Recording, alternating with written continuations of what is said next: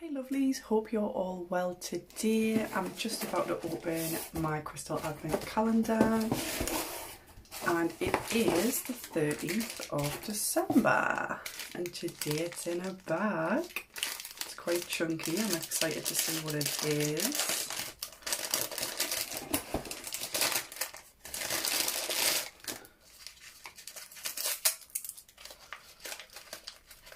Okay.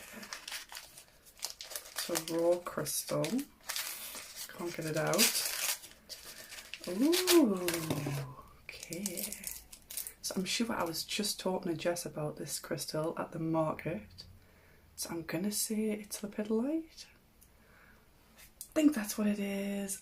Aha, okay, yeah, lepidolite. A stone of calm and balance, lepidolite is believed to promote emotional healing, reduce stress and enhance inner peace. See you tomorrow.